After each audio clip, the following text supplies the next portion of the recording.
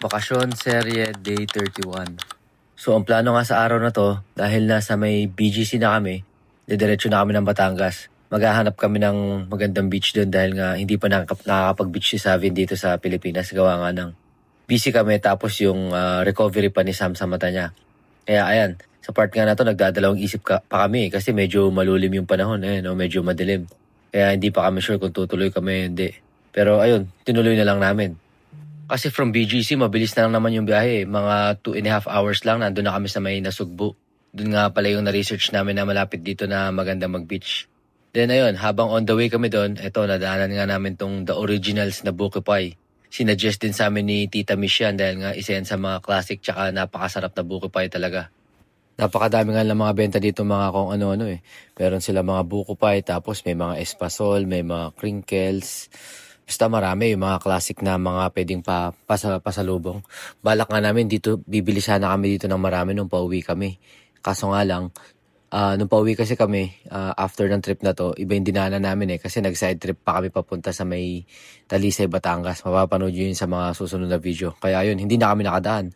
Alam nyo ba yung buong yan? Ako lang nakaubos ng buong trip. Parang ang natira na lang, 1/4. Yun na lang nauwi ko sa Tarlac.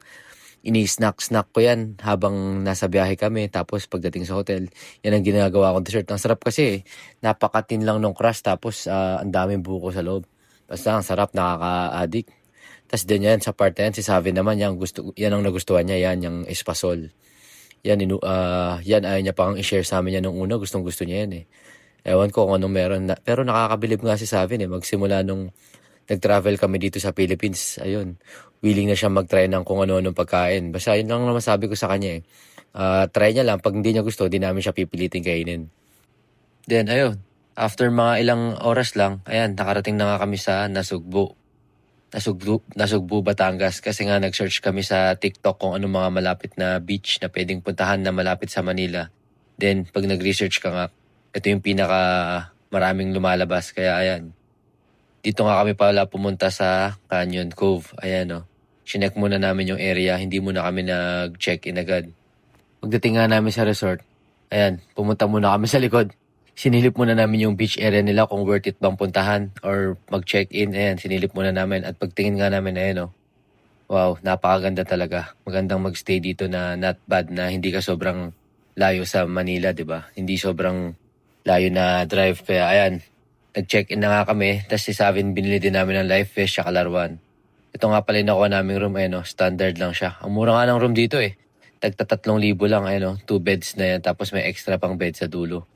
Pero sa 3,000 mo, talagang 3,000 mafe-feel mo. Hindi siya sobrang linis. Parang basta worth 3,000 lang siya.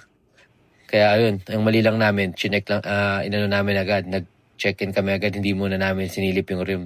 Kung alam ko lang na ganun, dapat bumalik na lang pala kami ng Tagaytay tapos doon na lang kami nag-check-in Pero anyways, ayan, okay naman yung beach. I mean, okay na okay pala yung beach. Kung titignan mo, siya, white sand talaga siya.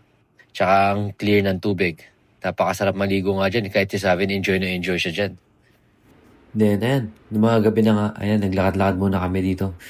Nagpicture-picture muna kami. Tinignan muna namin yung sunset. Ayan, sinilip din namin yung sa may pool area. Ito nga pala yung building ng Canyon Cove. Papakita ko sa inyo. Malaki siya. Sigurado, nung bago to dati, sobrang ganda nito. Kaya ngayon siguro, dahil luma na, medyo napabayaan na ng konti. Kaya ayun, luma na yung mga rooms. Then, napag-decide nga namin nila Sam na mag-dinner sa labas. Kaya pinagtanong-tanong namin sa mga staff kung saan ba masarap dito, mag-lomi. Siyempre, pag Batangas, di ba, lomi? Kaya, ayan, dito kami bumagsak dyan sa Lantake. May papasukan kang eskinita. Tapos ayan siya, Lantake. Ayan yung mga menu niya, napakamura lang, napaka-affordable. Pero syempre, doon sa lomi, binili namin yung pinakamalaki.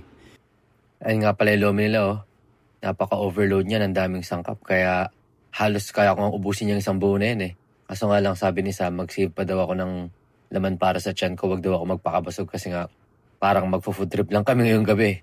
So, ayan. Then after nga namin sa Lantake, pumunta naman kami dito sa Parekoy na lutong bahay. At syempre, ayan, nag-order lang ulit kami ng lomi. Ayun yung lomi nila Pero honest opinion lang, mas gusto ko yung isa, mas masarap, saka mas malinamnam. At dahil di pa nga ako busog sa aking mga pinagkakain, ayan, nag-take out pa kami ng Zagu. Tapos nagpabili na din ako kay Sam ng Angel's Burger. Ayan o. Na-miss ko kasi yan. Ewan ko. Basta yung classic na lasa. Ang sarap din kasi eh. Tapos after nun, ayan, bumalik na kami sa hotel. Dito na namin kinain yung mga pinag-order namin na burger tsaka footlong. Actually, ako nga halos nakaubos niyan eh. Si Sam nakakagat lang siya. Kumagat lang siya ng isa tapos ako nang kumain ng lahat yan. 2 burger tsaka isang malaking footlong. Tapos yun lang yung binanatan ni Sam, yung Zago. Favorite niya kasi yan eh. Lalong-lalo na yung chocolate. Ako naman yung buko pandan. Yun lamang po for today. Bukas ulit. Bye!